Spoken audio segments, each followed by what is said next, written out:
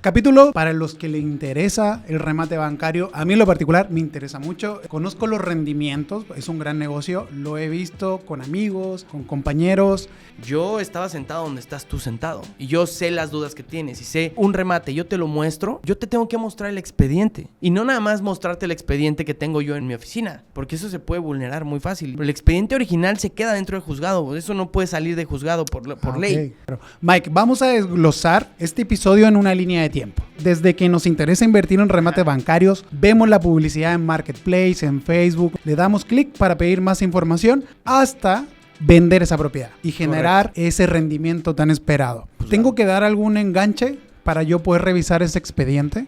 Yo te diría que el dar un enganche es una de las primeras red flags sobre un fraude. Tenemos una cuenta educativa exclusiva de remates que se llama Remates con Mike. Y para mis colegas pilotos, porque yo también soy piloto aviador, tengo una cuenta que se llama Finanzas para Pilotos, que prácticamente les enseño a invertir. Son documentos de hace a lo mejor 7, 8, 15 años, de cuando se emitió el crédito. Pero a la fecha, esa vivienda ya no vale lo que el banco cree que vale. Vale más. ¿Cuánto me voy a gastar en todo lo que me falta hacer para poder recuperar esta casa? Justamente. ¿Sí me explicó? ¿Cuándo yo empiezo a soltar dinero?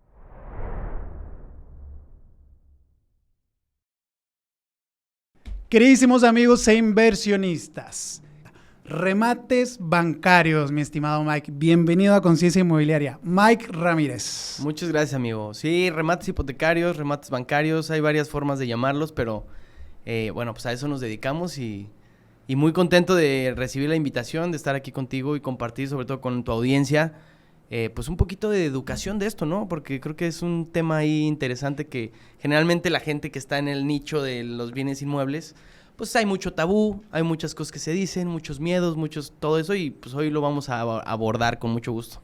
Capítulo para inversionistas, para los que le interesa el remate bancario. A mí en lo particular me interesa mucho. Es un tema que conozco a medias, conozco los rendimientos, es un gran negocio. Lo he visto con amigos, con compañeros. Capítulo para inversionistas, para los que le interesa el remate bancario. A mí en lo particular me interesa mucho. Es un tema que conozco a medias, conozco los rendimientos, es un gran negocio. Lo he visto con amigos, con compañeros. Años dentro del remate bancario. 15 años desde que me acerqué por primera vez al negocio. La primera vez que adquirí una vivienda, en lo particular yo la buscaba para mí, fue hace 15 años. Tenía yo 23, 24 años por ahí.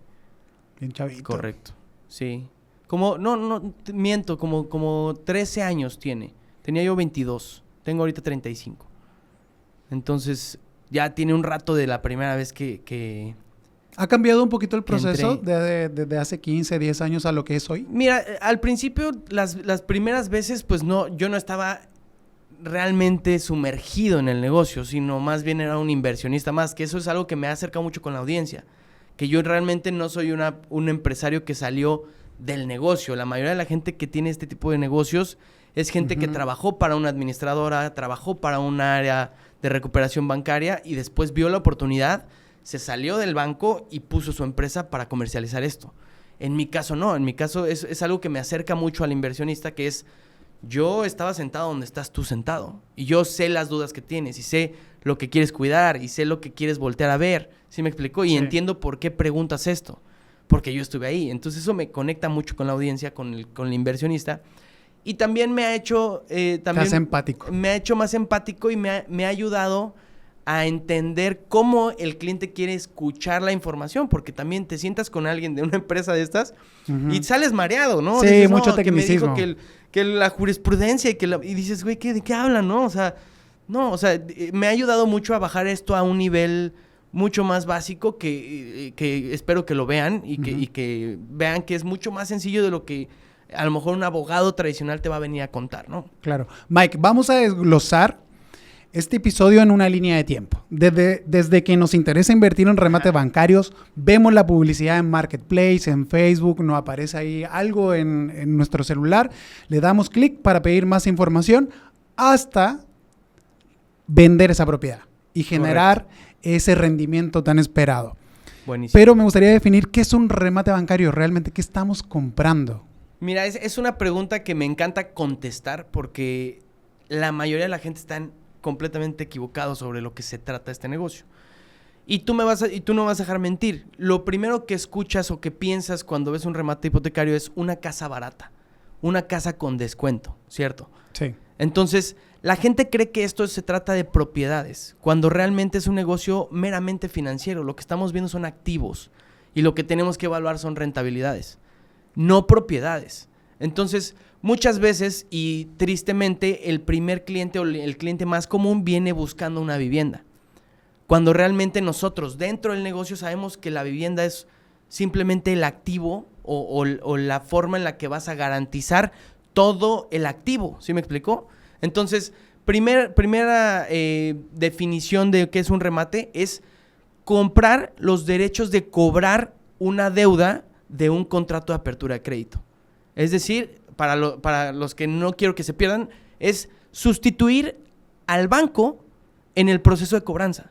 Okay. ¿Sí me explicó? Sí. O sea, eso es lo que estás comprando, el derecho de quitar al banco, al banco o la institución financiera de la mesa, sentarte tú y sentarte frente al deudor y tú tener el derecho de cobrar lo que la gente le debe al banco. Compras un proceso.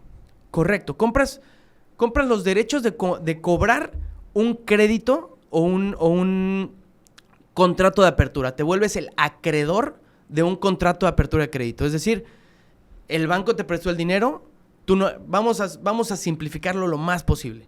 Vamos a suponer que tú me prestas a mí dinero. Uh-huh. Tú eres el banco, yo soy Mike.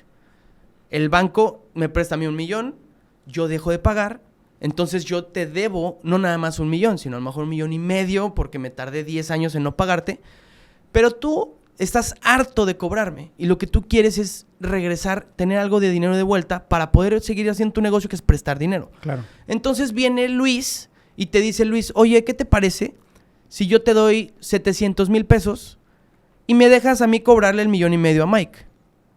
Y tú dices, bueno, yo puedo hacer más con esos 700 que lo que es lo molesto que es estar haciendo esta cobranza con Mike. Entonces le dices a Luis, ok, dame los 700 y tú cóbrale a Mike el 1,5 millones. Entonces, de esa forma, Luis tiene una cesión de derechos tuya en donde tú le das todos los derechos sobre el contrato que tuvimos tú y yo. Entonces, Luis viene y se sienta conmigo y me dice, ¿qué crees? Ya no le debes a Sebas, ahora me debes a mí. Y yo voy a hacer el proceso de estar cobrándote hasta que me pagues.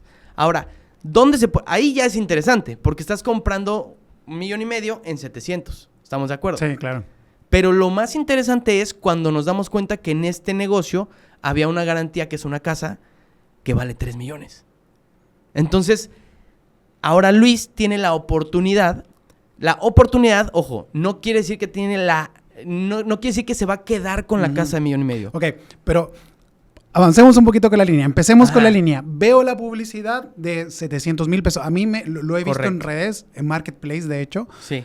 Conozco muy bien mi zona, conozco muy bien Playa del Carmen, a la perfección. Y de repente veo 700,000 pesos, donde el precio de mercado en esa zona es de 1,200,000, 1,300,000. A mí me llama la atención. Profundamente digo, a ver, ¿qué onda? No me causa confianza porque dentro de lo bienes raíces el concepto de que si algo es muy barato no es porque sí. Nadie te vende una propiedad barata porque sí. Siempre hay varios motivos. Entonces, veo esa propiedad, contacto a ese asesor. Por ejemplo, en tu caso, contacto a tu despacho y veo la publicidad. ¿Qué es lo que me van a presentar? ¿Qué documento es lo que yo voy a reservar? ¿Qué voy a ver? Mira, lo primero que tienes que voltear a ver es el expediente. ¿Por qué? Porque todo esto, como bien lo dices, es un proceso. Y generalmente todos estos procesos están en un juzgado. ¿Por qué? Porque hay un pleito. Hay un pleito entre dos personas que no se pudo resolver de forma particular y las llevaron a juzgado. Uh-huh. Es decir, ya te cobré, no me quieres pagar. ¿Tú ese proceso me lo enseñas en la primera cita? Ese proceso debería aparecer, no, a lo mejor no en la primera porque hay documentos sensibles. Pero ¿qué pasa? Que hay veces que no te lo quieren enseñar. No te lo quieren mostrar y te dicen no se puede. Y te pueden dar 1000 excusas para decirte que no. Pero yo en lo personal recomiendo nunca compres sin ver esos documentos. Okay. Ahora, pueden solicitarte ciertas cosas que lo van a hacer. ¿Qué te pueden solicitar? Un contrato de confidencialidad. ¿Por qué? Porque hay datos sensibles dentro de esos contratos. Y también hay mucho fraude. Entonces, cualquier persona a quien tú le muestres eso o le envíes estos documentos puede agarrarlos y hacer esto con alguien más y venderle una pantalla Mira. y vender algo que no existe. ¿Sí me explico? Sí. Utilizando estos documentos. Entonces, tienes que ser muy cuidadoso, entonces sí tienes que blindar también tu operación, aunque no la puedan vender, pero sí pueden hacer un fraude con ella. Si yo quisiera comprar una propiedad, Mike, contigo, en este caso, ¿me recomiendas un abogado externo que esté llevando mi proceso y nada más esté checando lo que tú me estás entregando? Correcto. O sea, es lo que yo siempre he dicho en mis redes. O sea, tienes que cuestionar, incluso a mí. Si yo te estoy enseñando a cuestionar, también cuestióname a mí. Si yo te digo que no compres sin ver un expediente y yo no te lo muestro, pues no me compres. ¿Sí me explico? O sea, esto no aplica nada más para la gente de afuera, aplica incluso para nosotros. ¿Por qué? Porque si tú vienes a mi despacho o a mi empresa y me pides un remate, yo te lo muestro, yo te tengo que mostrar el expediente. Y no nada más mostrarte el expediente que tengo yo en mi oficina, porque eso se puede vulnerar muy fácil y aparte son puras copias. Pero el expediente original se queda dentro del juzgado, eso no puede salir de juzgado por ley. Okay. Entonces yo tengo que tener la capacidad para mostrarte un expediente espejo, que le llaman, que es un expediente que es una fotocopia exacta o casi exacta del expediente que está dentro, que esto nosotros lo hacemos para tener esta facilidad de decirle a la gente, revísalo. Y tengo que tener la capacidad de poder darte acceso directo al expediente real con tu abogado.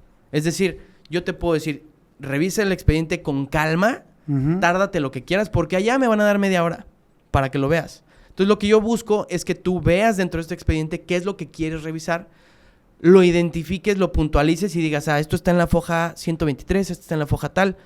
Y después, en esa media hora, vayas directo a la información que quieres cotejar que realmente sea real. ¿Sí me explico? Sí. Con tu abogado. O sea, esto es real. Tienen que darte el acceso a ese nivel. ¿Sí me explico? De poder llegar al juzgado y que te enseñen el original en juzgado. ¿Tengo que dar algún enganche para yo poder revisar ese expediente? Yo te diría que el dar un enganche es una de las primeras red flags sobre un fraude. Porque esta revisión tiene que ser 100% gratis, gratuita. Es como si alguien te pidiera dar un enganche de un coche para poder ver el coche que vas a comprar. ¿Tú le darías el enganche a alguien para ver el coche nada más? No, tengo que ver el coche primero. Si me convence el coche, pues si quieres te doy un enganche, pero preferiría yo pagártelo completo y que me lo entregues de una vez. ¿Sí me explicó? Sí. Entonces, eso es lo que sucede en el remate. En el remate, todos los movimientos son en una sola exhibición y son de contado. No hay nada de que crédito, no hay nada de que una parte primero, luego la segunda. Esa es la primera red flag que te vas a topar cuando te dicen dos pagos, dos exhibiciones, dame el apartado. Sí, o no te enseño el expediente si no me das un anticipo de 20,000 pesos. ¿Por qué pasa? Porque lo que ellos buscan es quedarse con ese. Eso ya no va a regresar. Entonces, o una de dos, o no tengo los documentos, o es un fraude, o lo que tengo jurídicamente está de la patada y no lo vas a querer comprar. Pero ¿y qué crees? Esos 300,000 pesos de anticipos yo ya no te los regreso. Y mañana viene otro y le vuelvo a sacar 300 y cuando lo ve no me lo compra y le digo, pero los 300 ya no. Y así voy sacándole de 300 en 300 a todos. Ok. ¿Sí me explicó? Reviso el expediente, me gustó, vimos la propiedad. O primero se ve la propiedad y luego el expediente. ¿Cómo funciona? Mira, ahí? Normalmente dentro de la empresa nosotros tenemos un proceso que se llama 360. Nosotros le llamamos la investigación 360. Esta 360 consta de 3 áreas fundamentales que no nada más lo hacemos nosotros. Esto es algo que tienen que hacer, incluso tú que tienes un solo remate, tienes que hacer esto antes de comprarlo. Ya sea uno o sean 20. Obviamente nosotros al tener un volumen, pues tenemos todo un sistema que funciona, digamos que en masa para filtrar estos asuntos. Pero desde uno lo puedes hacer. No es tan fácil, pero bueno, te lo platico. Son 3 áreas. Primero, el área jurídica. ¿Por qué el área jurídica primero? Si lo que estamos hablando es de una vivienda, una garantía. Al inicio te dije que este negocio no es inmobiliario, es financiero. Pero la columna vertebral del negocio es jurídica. Es decir, si nosotros vamos a revisar un asunto, primero tenemos que ver que la columna vertebral esté en buen estado. Porque si no, no importa que sea la mejor casa, no importa que tenga el mejor rendimiento. La mejor ubicación. No va a caminar, porque jurídicamente está tronado. ¿Sí me explico? Sí. Entonces, lo primero que revisamos, sí podemos hacer un análisis muy, muy por encima sobre oportunidades de ubicación, de precio, pero son muy subjetivas, o sea, no es nada certero. La primera vez que le metes lápiz es jurídico, en cuanto voy a meterme a analizar datos reales, es primeramente jurídico. Si todo lo jurídico es viable, y es viable me refiero a que se puede recuperar por la vía jurídica, es decir, tiene una garantía de recuperación jurídica, entonces sí vamos a pasar a la siguiente etapa. Okay. ¿Sí me explico? Si algo está aquí mal, no quiere decir que esté mal para no comprarlos. A lo mejor puedes decir, oye, esto está bien complicado, pero si me lo vendes en tanto, sí me aviento el tiro. ¿Sí me explico? Sí, entonces, sí. Toda esta información te sirve para saber qué comprar, qué no comprar o en cuánto comprarlo. ¿Sí me explico? Sí, como que mientras más bronca trae, es más barato. Es más barato. Entonces, a ver, las broncas, en nuestro caso no son broncas. Las broncas jurídicas son oportunidades. ¿Y de qué va a depender que sea una buena oportunidad o mala? De qué tantos problemas sabe resolver tu equipo. Entonces, si tenía un problema súper complicado, pero ese problema yo ya lo resolví 7 veces antes, para mí ya no es un problema. Una vez revisando el expediente, ¿tú me explicas en qué proceso está? Yo te explico en qué proceso se encuentra. ¿Te han tocado inversionistas donde dicen, no, tú, destrábalo, mira, no quiero ni saber? La mayoría de la gente te dice, casi platícame. Solo quiero que me cuentes cómo va. Porque no lo entienden, o sea, ¿sabes? No lo entienden a cabalidad, no lo entienden a profundidad. Pero les gusta mucho escuchar los problemas, cómo se resolvieron, y a nosotros nos encanta tener estas reuniones con ellos porque yo sé que entre más aprende el inversionista, la siguiente vez que yo le venda va a ser más fácil. Ah, qué fregón. ¿Sí me explico? Porque vas a aprender más. Y nosotros buscamos relaciones a largo plazo con ellos. O sea, te puedo decir yo que desde que empezamos a la fecha, han sido 2 o 3 inversionistas que se han ido y a lo mejor han sido por cambio de ciudad, porque me voy del país, ¿sí me explico? Pero la mayoría se queda. Y además son procesos largos también. O sea, es un inversionista que se queda 2, 3, 5 años en un proceso, ¿sí me explico? Que requieres mucha paciencia para este negocio. Bueno, tocaste un tema importante, el tiempo del proceso. Continuamos, decido la propiedad, me gustó, ¿ya empiezo a darte dinero? Revisamos el expediente, te explico esto, y siguiendo un poquito con la línea de la investigación 360, jurídicamente tenemos el check, vamos a pasar a revisar la garantía. Ahora sí, ¿dónde está? Ya que vi que esto va a caminar. La garantía es la propiedad. Ahora sí, ¿dónde está la casa? Exacto, ¿dónde está la casa? Ahora sí, dime dónde está la casa, porque entonces sí, ya no nada más es una revisión superficial. Ahora sí nos vamos a meter a analizar la absorción de la zona, qué tanto se está vendiendo, qué tanto se está comprando, en qué precio está esa vivienda actualmente. Que sí, el precio de mercado. Eso es algo bien padre porque los datos que nosotros analizamos en juicio son documentos de hace a lo mejor 7, 8, 15 años de cuando se emitió el crédito. Pero a la fecha, esa vivienda ya no vale lo que el banco cree que vale. Vale más. Entonces, todo lo que tienes, lo tienes de ganar. Entonces, analizamos eso, ¿para qué? Para analizar exactamente en cuánto puedes vender esa casa hoy. Se genera se puede decir, un fenómeno de una plusvalía inversa, en donde tú estás tasando una vivienda a lo que valía hace 12 años, pero la vas a vender a valor actual. Sí. Y aquí ya no es una plusvalía controlada, ya no es una plusvalía de la que dices, yo creo que va... No, es una plusvalía natural. Todas las personas que te integran una plusvalía futura en una inversión, te están metiendo ahí un volado, ¿sí me explicó? No sabes en qué momento va a subir o va a bajar, o cuánto va a subir o va a bajar. Pero si es inversa, si tú llevas la plusvalía de lo que vale hoy a lo que valía hace 12 años, eso es garantía, ¿sí me explicó? Sí. Entonces, ese fenómeno se da aquí. Es uno de los pocos negocios en donde puedes ver ese tipo de fenómeno. Una plusvalía inversa. Ahora, ya que tienes eso, tú ya puedes evaluar lo que sigue, que es la parte financiera. Ahora sí, con toda esta información, ¿qué rendimiento me va a dar? Y no nada más es todo lo que es, en cuanto estoy comprando, en cuanto estoy vendiendo, sino aquí entra algo bien importante, que es cuánto me voy a gastar en todo lo que me falta hacer para poder recuperar esta casa. Justamente. ¿Sí me explicó? ¿Cuándo yo empiezo a soltar dinero?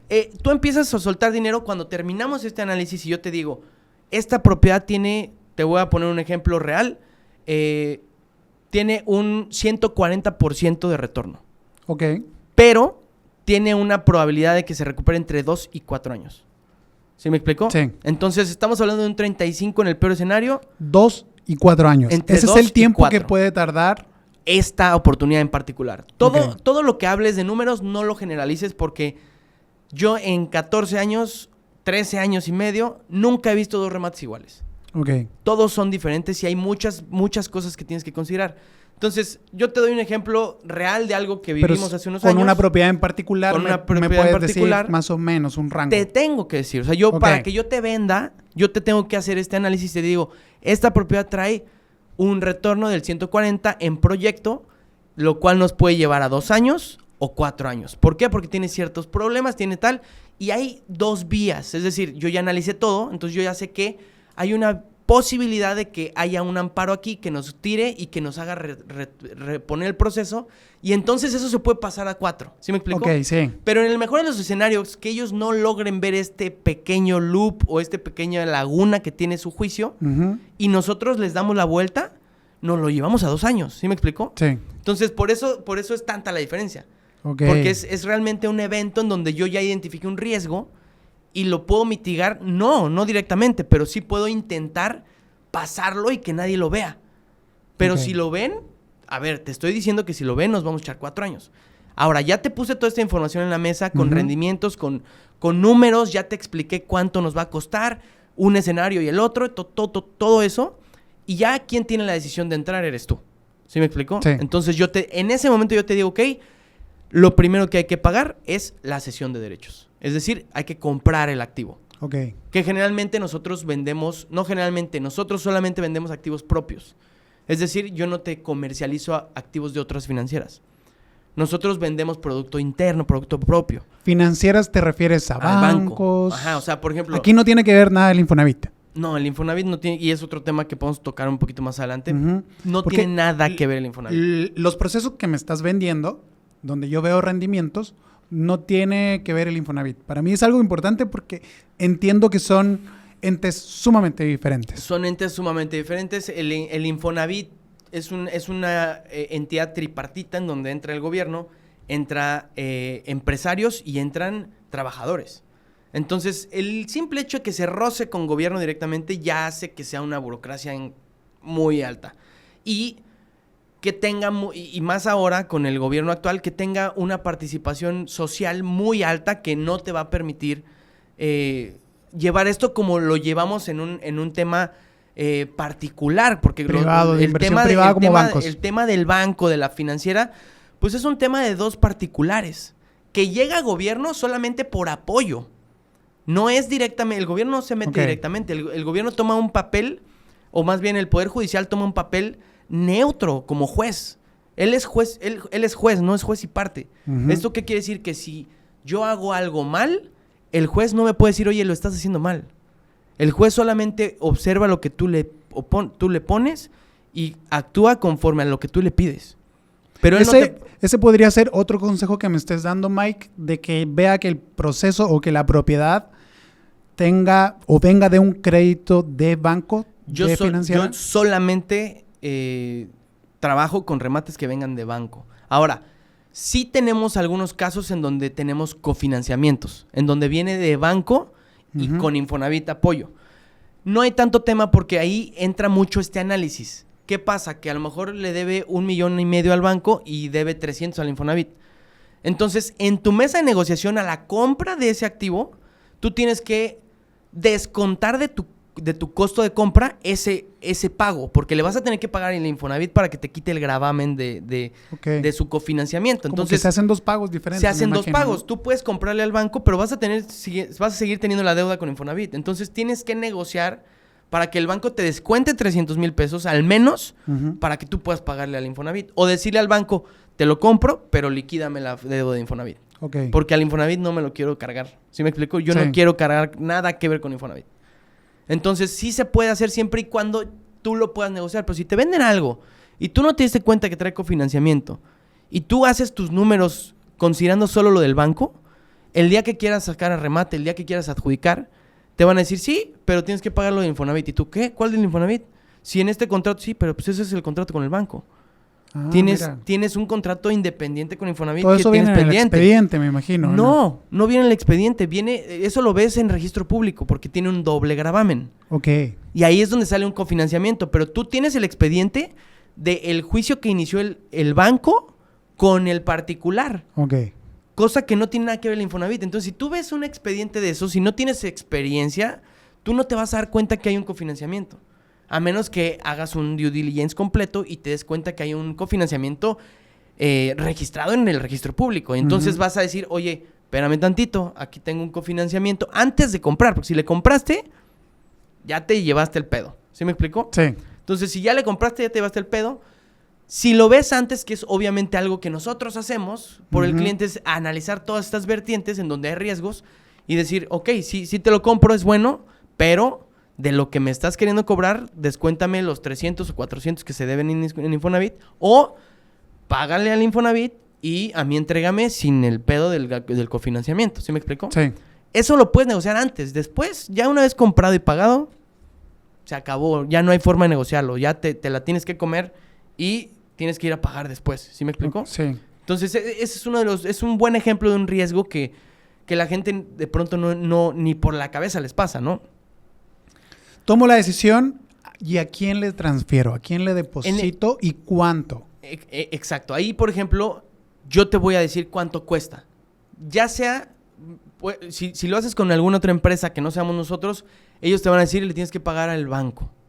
¿Sí me explico? Págale al banco directo. En el caso de nosotros tenemos una forma de adquisición en volumen, en donde yo antes de cualquier cosa hago todo este análisis, utilizo fondos de un fondo de capital privado que tengo y compro los paquetes grandes. Okay. Antes de tener el cliente, yo ya sé que lo que compré es atractivo, es rentable, es bueno y lo voy a poder recuperar.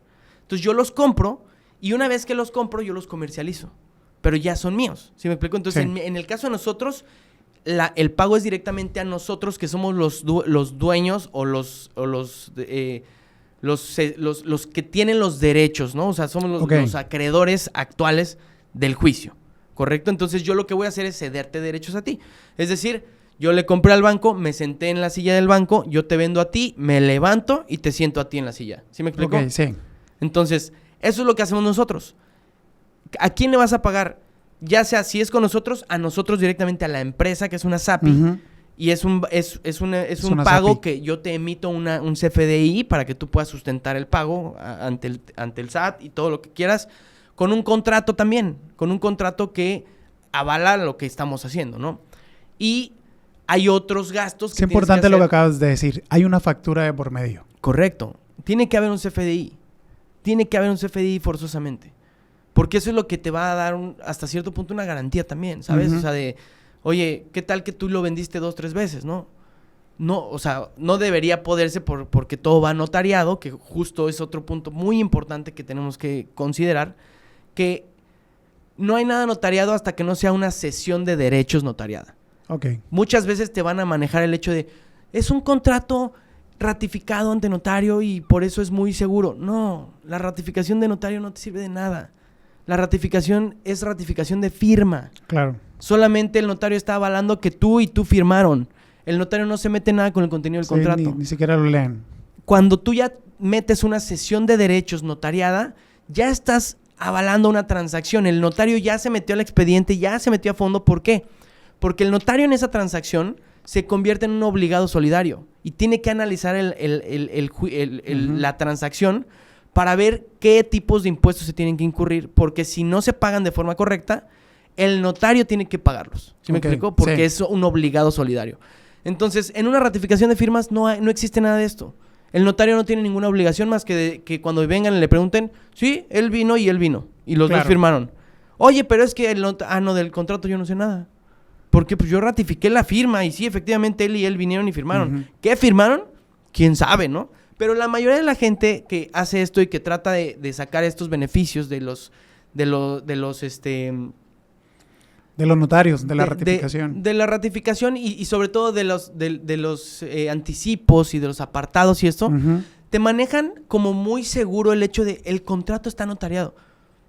No te sirve de nada el contrato notariado, ¿sabes? Sí. O sea, al final del día una ratificación de notario no sirve de nada más que de efectivamente identificar que dos Claro, personas vinieron a firmar. No dice que el proceso está en orden, no Exacto, dice nada. no dice nada. Entonces, ese es otro punto, ¿no? Entonces, tú lo que compras, regresando a la línea, lo que compras es el derecho. Yo te lo voy a vender, me lo pagas a mí. Se lo vas a pagar al que sea al que sea el acreedor actual. Ok.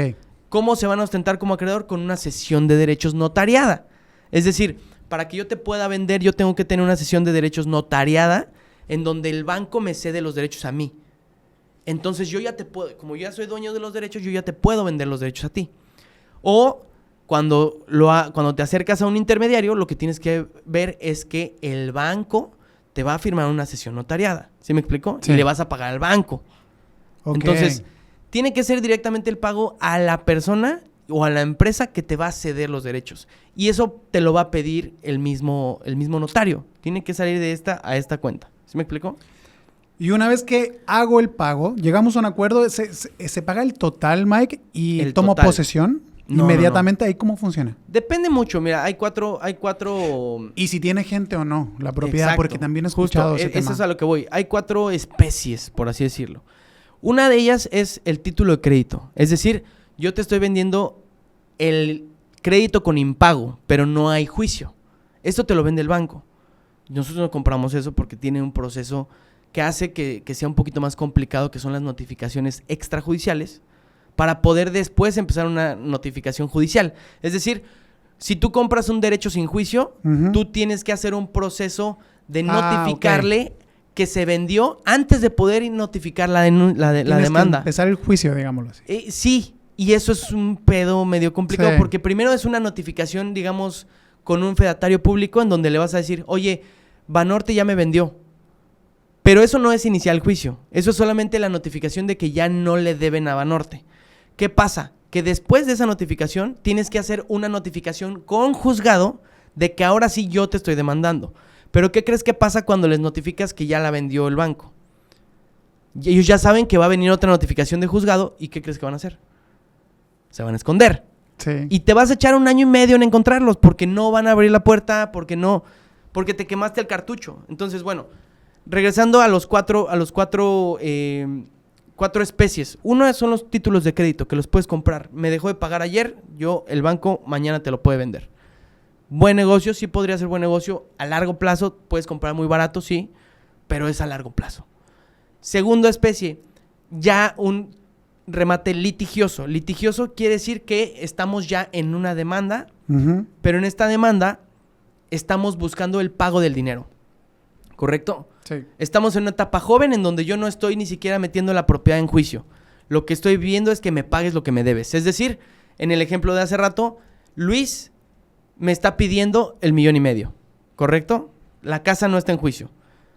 Luis le compró a Sebas en 700, Luis me está pidiendo 1.5 millones. Ese es un derecho de litigio. Lo que busca Luis es que yo le pague el 1.5 millones. ¿Correcto? Sí. Es la segunda. La tercera especie habla de derechos adjudicatarios.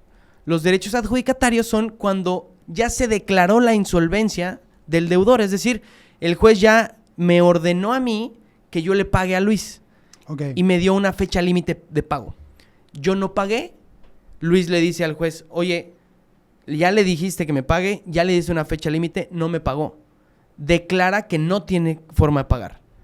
Declaran la insolvencia y entonces eso se convierte en un juego adjudicatario. Entonces, ya Luis dice, toda vez que Mike no tiene el dinero, necesito que me ayudes a hacer válida la garantía que está dentro del contrato y que me ayudes a rematar esa propiedad para poder pagarme. ¿Correcto? Sí. En ese momento ya estamos metiendo la propiedad en el juego. ¿Sí me explico? Sí, sí, sí. Y de ahí se parte en 2, que es los derechos litigiosos con o sin posesión, o las compraventas directas con o sin posesión. ¿Sí me explico? El con o sin posesión es como si lo quieres con salsa o sin salsa. O sea, con posesión o sin posesión es si ya tienes forma de acceder a la vivienda o no, o vive alguien ahí, que es a lo que hablábamos. Entonces, bajo estos 4, cada uno de ellos se tasan de forma diferente en precio. Ok. Entre más joven, más barato. Entre más avanzado, pues más caro, porque ya el proceso que falta es menor y tienes la posibilidad más próxima más joven el problema, digamos. Exacto. Más avanzado el problema, más cerca la recuperación. ¿Sí me explico? Más Sí. joven el problema, más lejos la recuperación. Más joven, más barato, más antiguo, pues más caro, ¿no? Prácticamente esos son los 4. ¿Qué pasa cuando está ocupado el inmueble? El mismo proceso jurídico tiene un apartado en donde nos ayuda a recuperar esta parte, ¿correcto?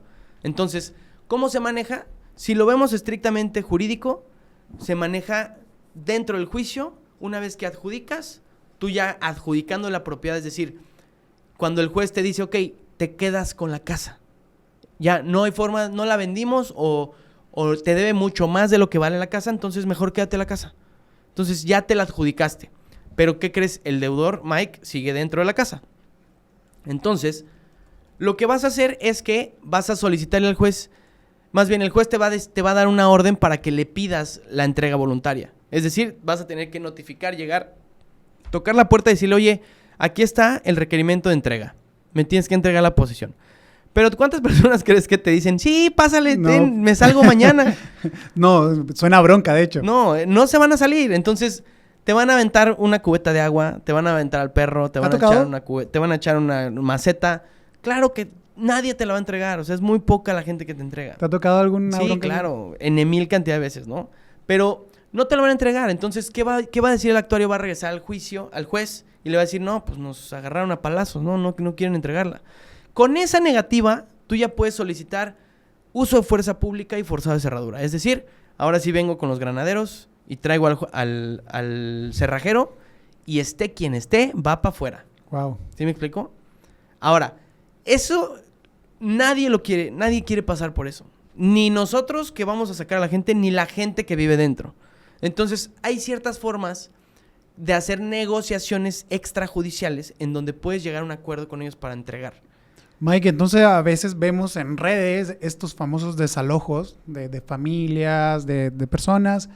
¿Puede ser que justamente esté en ese proceso? Están en ese proceso, justamente. O sea, depende de la empresa que lo esté realizando, pero normalmente ya se hizo o ya se buscó una conciliación extrajudicial. Es decir, sí, el juez tiene su pedo, pero tú y yo como personas vamos a hablar y, güey, ya perdiste. Te voy a dar opciones para que te salgas y nos ahorremos lana, nos ahorremos tiempo, no te salgas de una forma digna o recuperes. A ver, también hay forma, ¿eh? O sea, de decirle al deudor, recupérala, págame esta parte, o sea, no me pagues todo, págame una parte. Con eso yo me doy por bien servido, porque mi negocio es financiero. Claro. Entonces, si yo volteo con un inversionista y le digo, no recuperamos el 120, pero recuperamos un 70 en 8 meses, el inversionista me va a decir, no me importa, ¿sabes? Dale, Claro. venga. Y si ese 70 le constituye a la persona a lo mejor pagar la mitad de lo que debía y lo tiene, a lo mejor no tiene el 100%. O sea, recomiendas primero negociar con lo que están viviendo. Siempre tenemos que empezar por ahí, porque independientemente que sea un pleito y que haya habido un incumplimiento de obligaciones financieras con ciertas, ¿cómo se pueden llamar? Consecuencias, somos 2 personas. Y como persona puede ser una persona que no te caiga bien, que no sea de la raza que prefieres o que tenga otro color de piel. Pero somos personas y los dos necesitamos y queremos algo. Entonces, si tú tienes esta apertura de acercarte y decirle, si hay esta conexión en donde dices, bueno, vamos a ver de qué forma podemos Mike, hacerlo. ¿eso lo haces tú como empresa? Lo hacemos como empresa, no es Ok. parte de un proceso. Eso es un proceso interno. Ok. Que mucha gente hace. ¿Por qué? Porque es más fácil. Sobre todo cuando estamos buscando el negocio. Si hay alguien que ya compró la casa y que está huevado con que quiere la casa, no va a querer que vayas a negociar. Él va a querer que lo saques y que les quites la casa. Pero nosotros somos una empresa que comercializamos esto como una inversión. Ujú. Entonces a mi inversionista no le importa si yo le rebajé la mitad siempre y cuando le haya llevado un 70, un 50, un 30% en periodo corto. ¿Sí me explico? Sí. Entonces tampoco es como que lo hago yo a la brava, ¿no? O sea, lo cuadro con mis socios, con mis clientes, con todos. Les digo, oye, se puede, está bien, se está abriendo esta posibilidad. ¿Cómo lo ven? No, sí, nos gusta, órale, adelante, ¿no? Y se va y se negocia y se hace el trato.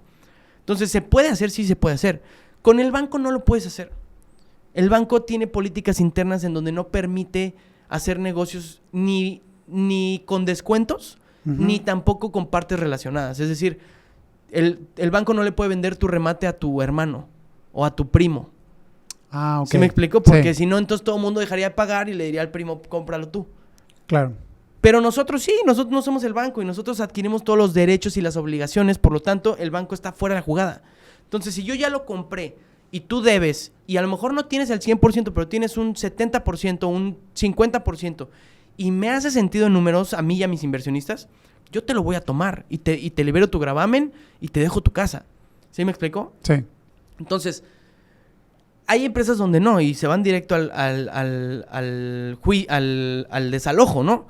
Pero nosotros cuando hacemos Sí, un a veces desalojo... uno ve en redes esta parte fea Claro. de los remates bancarios. Pero si ya te sentaste con el deudor y ya hiciste todo esto, cuando ellos se niegan, tú ya no tienes otra opción. O sea, no te voy a dejar la casa, que vivas en una casa que no pagaste, ¿verdad? Ujú. Y ya te di 3 opciones, 4 opciones diferentes y te busqué 8 veces.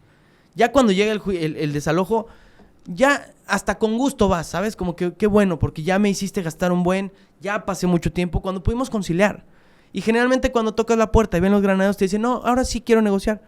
Pues ahora ya no hay forma de negociar, porque el dinero que podía haber habido de por medio, pues ya me lo gasté en los 30 granaderos, en los camiones, en lo que necesites para el desalojo, ¿sí me explicó? Sí. Entonces ahí ya no hay forma de negociar. Entonces, digo, esto también hasta podría servir para alguien que debe su casa. Si alguien debe su casa, busquen la forma de acercarse al banco a negociar. Es un poco más complicado, pero si alguien la compró, búsquenla. O incluso pueden buscar una empresa como nosotros. Si yo debo mi casa, por ejemplo, Mike, y caigo en este proceso, ¿puede ser que me toque una empresa no ética y me desalojen de una vez? Puede ser que sea una empresa que no te vaya a buscar, que solamente te busque el día del desalojo. ¿Sí me explicó? Pero, ¿qué se puede hacer también? Si debes tu casa, te puedes acercar a una empresa como nosotros y decirle, oye, debo mi casa y voy a caer en este pedo, entonces ayúdame a buscarla. ¿Sí me explicó? Y nosotros podemos negociar con el banco para la compra, porque tú y yo no somos partes relacionadas. Uh-huh. Yo lo puedo comprar. Y a lo mejor después hacemos una negociación tú y yo en donde tú me entregas, yo te doy una lana, o en donde tú me pagas una parte y yo te la entrego. ¿Sí me explicó? Sí, sí, sí. Entonces hay muchas cosas que se pueden hacer con el deudor que te permiten tener esta calidad moral de que el día que llegas a un desalojo es porque ya agotaste tus recursos, ¿no? O sea, es lo que te decía al inicio de esta discusión. Yo no quiero llegar ahí, tú tampoco, pero yo te estoy dando opciones y si tú no quieres ninguna opción, pues vamos a llegar ahí. ¿Sí me explicó? Sí. Desafortunadamente, ni modo. Y cuando lleguemos ahí ya no va a haber vuelta atrás. Y también va a ser un motivo para celebrar para mí, porque es el momento en donde mi inversionista ve tangibilizada su inversión. Claro.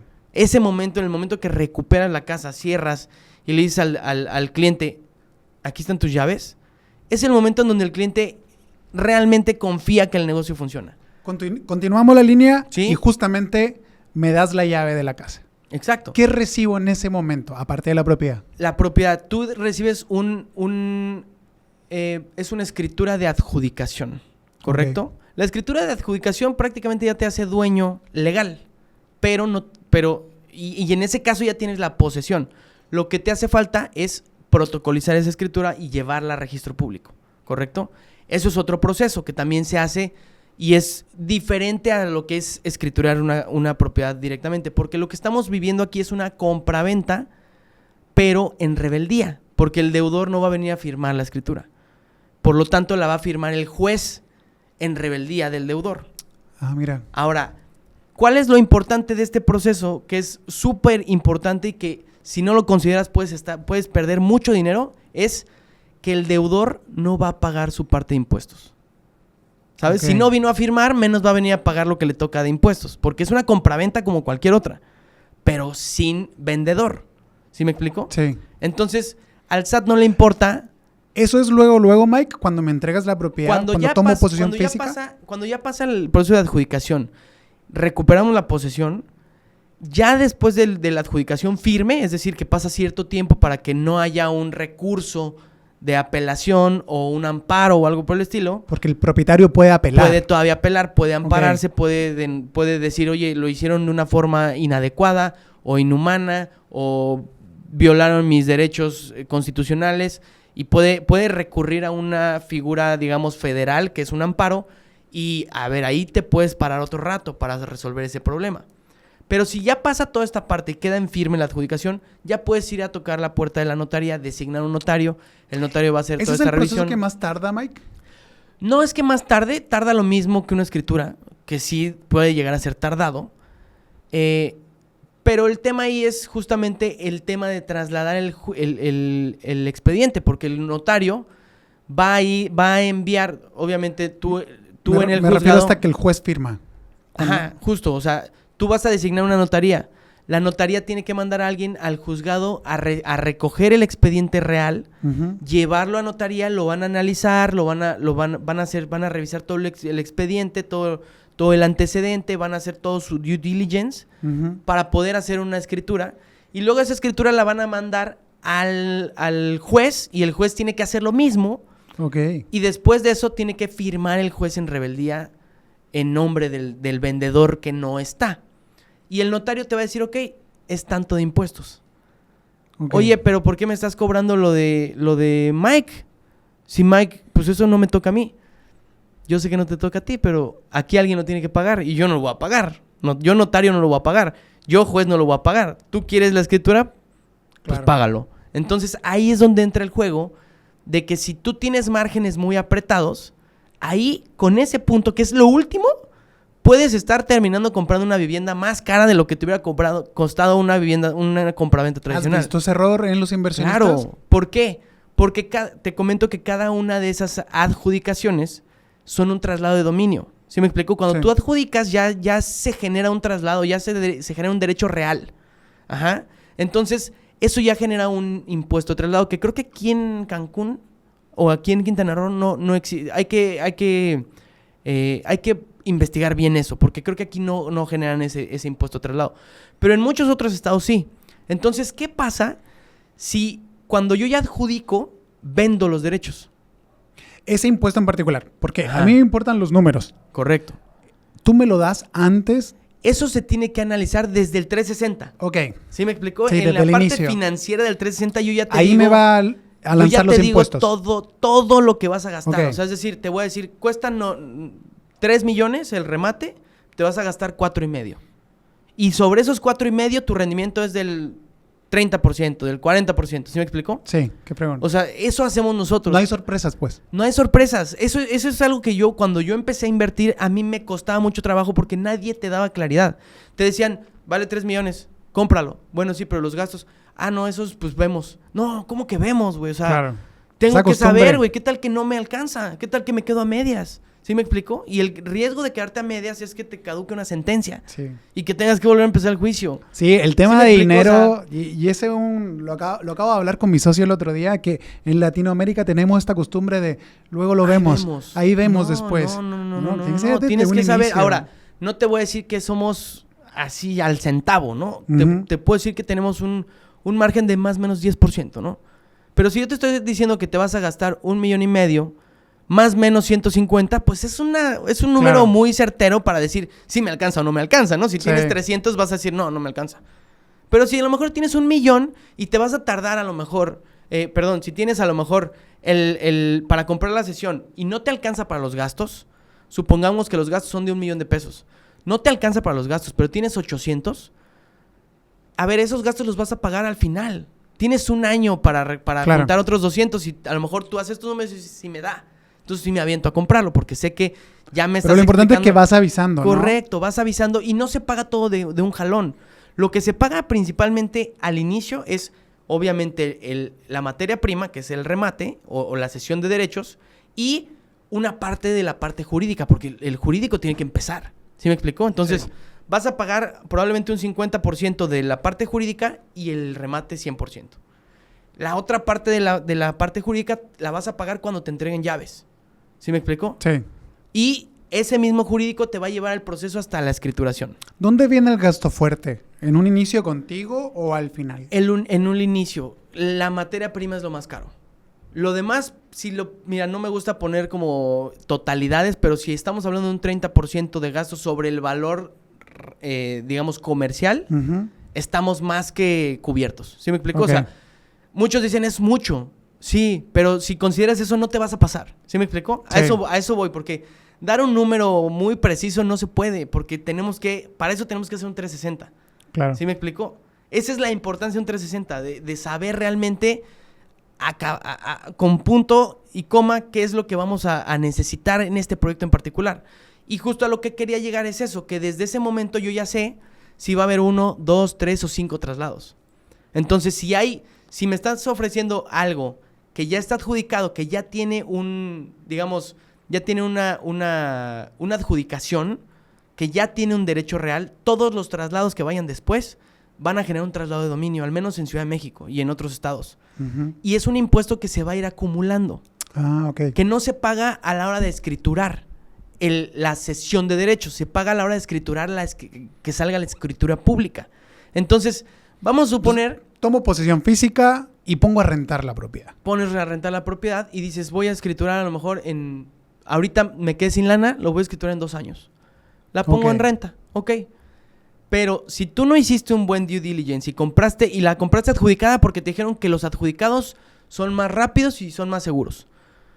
Y ya, no hiciste mucho due diligence. Vas y llegas el día que juntaste tu lana para escriturar, llegas con el notario y le dices, necesito escriturar, se hace todo el proceso y cuando llegan los impuestos te dicen, vamos a suponer que te gastaste 4 millones, tienes que pagar 1,200,000 de impuestos. Y tú, espérate, ¿cómo crees? Hombre. ¿Por qué? Sí, porque esta adjudicación la vendieron 8 veces antes de que la compraras tú.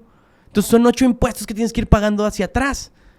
¿Y quién la paga? El que va a protocolizar la escritura. Entonces, si no hiciste un buen análisis y compraste porque te dijeron que los adjudicados son lo mejor y no analizaste todo este tipo de cosas, que ya te aventé como 3 o 4 cosas que son cosas que no vienen en ningún libro, que solamente las aprendes haciendo esto 20 veces, 50 veces, ¿sí me explico? Sí. Y cometiendo errores, ¿no? O sea, alguna vez llegué a estar a punto de comprar y un buen asesor me dijo, güey, esto no va a jalar. Vas a terminar pagando $1,000,000 más de lo que vale la casa por los puros impuestos. Y no sabes la cantidad de gente que me llega a las redes y me dice, te vendo un adjudicado. Y yo digo, pero si ya lo tienes para escritura, ¿para qué me lo vendes? No, es que ya no me gustó. A ver, échamelo. Y checas y dices, no, güey, pues con razón, güey. O sea, te lo compro, pero te lo compro a $10, güey. Porque claro, me voy a pasando la bronca a otra persona. Claro, y eso es lo que pasa cuando compran sin ver, sin saber, y después dicen, me metieron un fraude. No es un fraude, simplemente compraste algo que no entendías. Okay. Y te metieron un gol. Y lo mismo te van a hacer si vas y compras Bitcoin sin saber de Bitcoin, sí, ¿sabes? Es como comprar un coche descompuesto. Exacto, si tú no eres mecánico, no te metes al negocio de la compraventa de coches porque te van a meter el gol. ¿Sí me explicó? Sí. Entonces, si quieres meterte al negocio, contrata un buen mecánico que te ayude a hacer un análisis chingón del coche antes de comprarlo. ¿Sí me explicó? Él es el que te va a decir, oye, esta caja va a tronar en 2 meses. Claro. Eso es lo que hacemos nosotros. Nosotros somos el mecánico que te dice, no, espérate, esto no lo compres. ¿Sí me explicó? Mike, me comentabas un poquito de las garantías. Por ejemplo, había escuchado de que si una casa no sale de otras empresas, te pasan otra. Como que o se quedan con el dinero. Estábamos hablando detrás de cámara de este tema. Eso pasa mucho hay muchas empresas que utilizan el desconocimiento del negocio para, pues sí, para abusar mucho. A veces trato de ser muy suave con este tipo de empresas. Mientras no estemos atacando a alguien en particular. Yo nunca en la vida he puesto nombres, ¿no? Pero bueno, empresas que hacen esto, hay muchas formas de manejar un contrato muy a modo para que no haya una violación o no haya un delito que se pueda tipificar como delito. ¿Sí me explicó? Entonces, hay ciertas cosas que te pueden parecer muy atractivas, como este tema de, es que voy a invertir, está baratísima y además nada más tengo que pagar la mitad. Nada más tengo que dar 300 ahorita. ¡Qué ganga! No, brother, ahí te están metiendo el gol. ¿Sí me explicó? Y además me garantizan que me entregan en 14 meses. Otro gol. Porque este negocio no se puede... Lo único que no puedo garantizar... Te puedo garantizar que lo voy a recuperar. Pero no te puedo garantizar en cuánto tiempo. ¿Por qué? Porque hay una contra... Hay una defensa que puede hacer lo que quiera y puede usar sus recursos que son legales y que pueden hacerlo y pueden aplazar el juicio mucho tiempo. ¿Sí me explico? Uh-huh. Entonces, no puedo yo garantizarte un tiempo. Entonces, dicen, me lo entregan en 14 garantizado. Y luego me dicen que si hay riesgo, me lo quitan y me dan otro. ¿Qué te suena a ti eso? Pues súper bueno, ¿no? Me están cuidando. Entonces, tú das el enganche o das los 350,000 pesos. Te dicen, no, ya vamos a empezar y firmas en 2 meses. Y al mes y medio te dicen, no, hombre, ¿qué crees? Nos dimos cuenta porque tenemos un equipazazo que ese asunto trae unos problemones. Pero como somos unos fregones, espérame, te voy a conseguir otro. Entonces, Otra propiedad. Otra propiedad. Entonces, ¿tú qué dices? Ah, no, puta. Me salvaron. Estos hombres me salvaron de caer en una mala inversión. Suena así, claro. Son los mejores. Y se tardan otros 3, 4, 5 meses. Y te vienen... Y mientras en ese inter te avientan unas bombones que dices... Puta, esto está buenísimo, ¿no? Y esta, y quiero esta. Pero ¿qué crees? Que esa vale más. Entonces, si quieres esa, tienes que entrarle con otros 200. Y si tú te dejas ir, le vas metiendo más y le vas... ¿Y qué pasa? Que nunca va a llegar. Nunca va a llegar el momento donde firmas una cesión de derechos. ¿Por qué? Porque cuando ya des los 200 que faltaban para la más grande, te van a decir, no, ¿qué crees? También esta tenía un juicio ahí que no vimos y... Espérame, pero te vamos a conseguir. Y cuando tienen unas buenas, son unas buenas que no... O unas reales, son unas reales que realmente no quieres. Ya te avientan en una zona social... y dices, oye, no, pues yo venía por la de... Ya te cambiaron el producto. Ya te cambiaron el producto. ¿Y qué pasa? Que o terminas comprando el producto que nadie quería y que no querías con tal de sacar la lana, o terminan no dándote nada y dándote vueltas y vueltas y vueltas. Te tardas 2 años y no les puedes quitar lo que ya diste. ¿Sí me explicó? Sí, he escuchado esos casos. Entonces, fíjate cómo está maquilada el engaño, ¿no? O sea, está maquilado a modo que tú entiendas y creas que es... que te están cuidando y que te están protegiendo.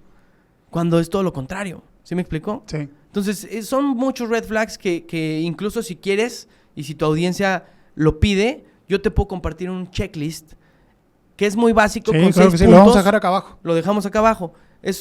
Son 6 puntos muy básicos que a lo mejor la gente no los va a entender a fondo, pero que va a saber que, oye, esto lo estoy viendo en esta oferta. Esto lo estoy viendo no, ¿sabes qué? De 6, vi 6. Mejor no le entro, ¿no? O sea, son cosas que cuando tú analizas una oferta los vas a ir palomeando y vas a decir esto sí. No, si tiene 2 o 3, a lo mejor no, cabrón. ¿Sí me explico? Es un alto riesgo. Mike, ya entendiendo todo esto, salió bien en el negocio. Uh-huh. La escritura final tarda luego de que tomo posesión. Tarda no mucho más de lo que tardaría una escrituración normal. Tarda lo que pueda llegar a tardarse el proceso de el llevar y traer el juicio, la escritura y la firma, ¿no? No es mucho más, te podría decir a lo mejor 1 o 2 meses más de lo que una escritura natural tarda, pero ya con una escritura pues ya tienes una casa completamente regular. ¿Sí me completamente explico? regular. Ahí puedo venderla a precio de mercado. Mira, hay muchas consideraciones en cuanto a la venta, porque muchas veces la gente viene a este negocio a hacer negocio, no a comprar una casa, la mayoría. Hay muchas consideraciones que tomar en cuenta porque hay algunos jurídicos de banco que no aceptan los remates si vienen con ciertas características. Es decir, una rebeldía. ¿No se presta la casa para un crédito hipotecario? No cumple con...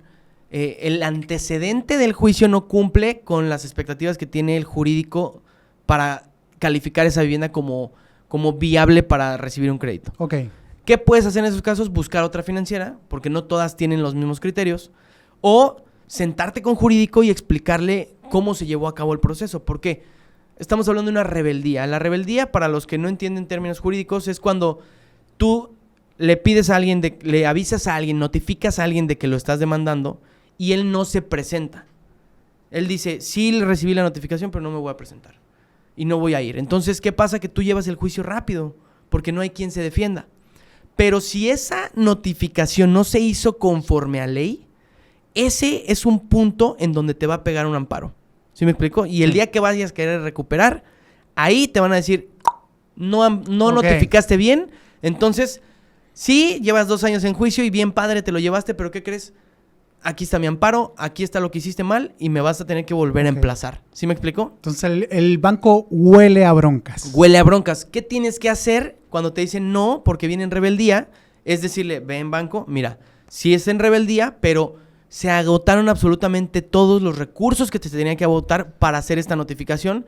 Y sí, se hizo una notificación por edictos o una notificación por boletín, es decir, se notificó en una pizarra pública en donde si no te encontré por ningún lado y ya te busqué en 10 instituciones diferentes y nadie sabe dónde estás, pues no voy a parar el juicio.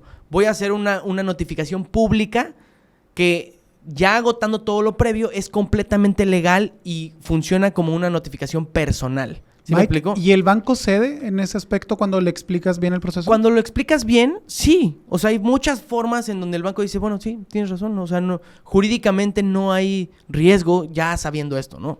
Pero ¿qué es lo que ellos ven primero? Juicio en rebeldía. Ok. Entonces ellos dicen riesgo, no. Espérame, déjame siento contigo, déjame te explico por qué está en rebeldía y por qué no es riesgo. Cuando tú logras, y eso lo puedes lograr obviamente cuando conoces el proceso y cuando tú llevaste el juicio y sabes cómo se hizo. ¿Sí me explico? Entonces haces eso y muchas veces sí acceden. Muchas otras no, y es un riesgo que tiene este negocio. Vas a tener que buscar otra financiera. Claro. O se te va a caer la venta con ese cliente. ¿Sí me explico? O ahí es donde entra el juego del margen. Si tú tienes buen margen, pues tú puedes poner una propuesta por menos valor. Claro. Y buscar un cliente con recurso Vender propio.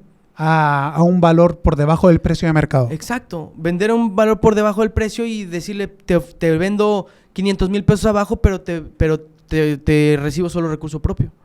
Claro. Entonces, claro que hay gente con lana y tú no vas a dejar mentir. ¿Cuántas personas llegan y te dicen, traigo la lana en la mano? Sí, debe ser un porcentaje alto. ¿Sí me explico? Porque la lana hay. El tema es encontrar la forma de hacerle ver al cliente que esto es valioso y que su dinero está mejor invertido aquí que en cualquier otra opción porque hay un chingo de opciones. Pero la lana está en la calle y hay un chingo de gente con lana. Entonces, si tú puedes tener un buen producto y lo puedes castigar y tu margen te lo permite, va a salir. ¿Sí me explico? ¿Y hay otro proceso en el que se pueda zafar la rebeldía y que sí acepten créditos hipotecarios? Sí, hay muchos que sí te lo aceptan. Hay muchas instituciones que sí te lo aceptan. Son más las que sí lo aceptan que las que no. Pero si no, incluso hay muchas otras opciones. Muchas, como inversionista, ¿no? Por ejemplo. Por ejemplo, un financiamiento, una hipoteca. Hipotecas la vivienda a una financiera. Te van a prestar a lo mejor al 8, al 10%, el 95% de la casa. Entonces dices, pues la hipoteco. Con esos, vamos a suponer, cuesta 5 millones la casa. A mí me costó 2 en remate. La hipoteco me dan 4,5, 4,800. Pago mi hipoteca y con los otros 4 hago más lana. ¿Sí me explicó? Sí. Y no la vendí, la tengo de fin de semana o la rento. ¿Sí me explicó? Sí. O sea, hay muchas otras formas para inversionistas para darle la vuelta al no me quiso prestar el banco, no le quiso prestar al cliente porque la casa no aplica. ¿De cuánto es el rendimiento, Mike, entre un precio de mercado versus a un precio de remate bancario? Yo creo que, a ver, ahí volvemos a ser absolutos, ¿no? No hay un absoluto porque es muy variable. O dentro de tu carrera, ¿cuál ha sido el rendimiento Dentro de la carrera yo máximo? te puedo decir que unos 35, 40 es un rendimiento muy sano anuales, ¿no? Es un rendimiento muy sano dentro del negocio. ¿Anuales? Anuales. Que puede ser menos, sí, Wow. pero ese es el riesgo, ¿sabes? El riesgo no es un riesgo de que vamos a perder. Es un riesgo de justo, se fue a 4 años. Sí, dejaste tu lana enterrada 4 años, pero te nos dejó 30, ¿sabes? Es como, Claro. ¿qué negocio en su peor escenario te deja un 30? ¿Sí me explico? Sí, O sea, sí. Eso es lo que hace el remate hiperrentable, que es el remate que se construye. El remate hiperrentable no lo vas a encontrar, no vas a decir, ay, un remate hiperrentable y tiene un chingo de rendimiento. No, el remate hiperrentable es un remate que tiene buen rendimiento, pero que tú conoces las tripas y vas a hacer ciertos movimientos dentro para que esto sea mucho más rentable todavía. Es decir, vamos a mover cosas para que el tema fiscal no afecte, vamos a hacer ciertos movimientos, vamos a actualizar intereses. Hay muchas cosas que puede ser para estirar todavía más la rentabilidad de un remate bueno. ¿Sí me Mike, explico? y para ir ya prácticamente terminando esta línea de tiempo, cuando ya todo sale bien, tenemos la sesión, tenemos nuestra escritura, la escritura final, ¿qué recomiendas siempre? ¿Quedárselo como patrimonio para rentarlo o revenderlo? Yo creo que depende mucho del perfil del inversionista. Digo inversionista porque yo normalmente trato con inversionistas. En mi punto de vista, gente joven, gente tolerante al riesgo, gente que no tiene familia, o que tiene una familia pequeña, o que tiene un ingreso fijo, que le va bien y que puede mantenerlo, yo les diría, vendan. Vendan y vuelvan a hacer la lana. Si es una persona ya a lo mejor arriba de los 65, yo les diría, réntenlas. ¿Sí me explico? ¿Por qué? Porque ya lo que buscas a esa edad ya es mantener el patrimonio. No tanto multiplicarlo. Ya tuviste muchos años para multiplicar. Pero si eres de menos de 50, yo te diría multiplícalo. deshazte de todo y vuélvelo a invertir y diversifícalo, ¿sabes? O sea, no inviertas en una de 4 millones, cómprate 4 de 1 millón. Ujú. Porque de ese modo, si una se atora más tiempo, tienes otras 3 caminando. ¿Sí me explico? Sí. O entra a las coinversiones, que nosotros hacemos coinversiones. Los remates los dividimos en pedacitos y puedes venir a comprar el 20% de un remate por 500 mil pesos. ¿Sí me explicó? Y no te gastaste 3 millones en el remate, pero vas a tener el rendimiento de un remate de 3 millones. Claro. Obviamente en un porcentaje conforme a lo que hayas invertido, ¿no? Entonces, hay muchas formas y el tema, a mí me gusta mucho este tema porque involucra varias cosas que me apasionan. Los bienes inmuebles, el tema jurídico que me encanta y también pues, el tema financiero, que al final del día todo se junta y hay que moverle por todos lados. ¿Para qué? Para generar un rendimiento todavía mayor. ¿Sí me explicó? Sí. Y realmente yo sí te puedo decir que esto es el secreto mejor guardado del real estate. ¿Por qué? Porque no existe negocio en bienes raíces que te dé más rendimiento que esto. Puede haber uno que otro, pero que en lo personal a mí me resultan un poco más lentos. Si compras un terreno ejidal y te esperas 10 años, 15 años, sí Claro. puedes sacar mucho más rendimiento, ¿no? Lo lotificas luego, pero son 15 años, ¿sabes? Sí, Es como, otro güey, modelo es de otro negocio, modelo. sí. Yo sí El te land puedo banking decir para que algunos. lo puedes hacer, yo lo hago. Vengo de Tulum de ver un par de propiedades que tengo allá. Ujú. Pero lo hago con un porcentaje muy pequeño y es porque sé que eso es para 10 años, ¿sabes? En 10 Claro. años voy a decir qué buena inversión hice. En 10 años, ¿no? Pero en este momento de mi vida en donde no tengo familia, no tengo hijos, pues yo lo que hago es, rápido, ¿no? Muévete y hazlo y diversifícate y avienta más riesgo, ¿no? ¿Por qué? Porque lo puedo tolerar. Qué chingo, Mike. Y para ir terminando, Mike, ¿tu cartera de propiedades es en todo México? Por ejemplo, si yo me quiero acercar a tu empresa. Mira, normalmente manejamos producto de inversión en ciertos lugares que nosotros tenemos acceso. ¿Por qué? Porque al final del día, como yo me llevo el proyecto completo, me llevo regularizaciones, me llevo remodelaciones, me llevo todo, para que el inversionista efectivamente sea inversionista, porque hay inversiones que te dicen, eres el inversionista, pero tienes que ir a sacar el trámite del agua, y dices, ¿a dónde está el inversionista? Claro. No es inversionista, es autoempleado, ¿no? Sí. Nosotros tratamos de que las propiedades estén cerca de nuestros hubs para poder hacer todo esto nosotros por el cliente. Ok. Para que el cliente siga siendo inversionista, ¿no? Que cumpla su papel de inversionista. En algún punto lo aventamos patrimonial, es decir, para la gente que quiere casas, sumamente complicado. Estamos apagando lo hemos prendido y apagado como 8 veces porque nos lo piden mucho, pero no es viable. No es viable hacerlo. Entonces, lo que hicimos Patrimonial fue te refieres. la gente que quiere la casa porque Ok. quiero vivir ahí. Ok. Es muy complicado porque te dicen, no, es que tiene 2 recámaras.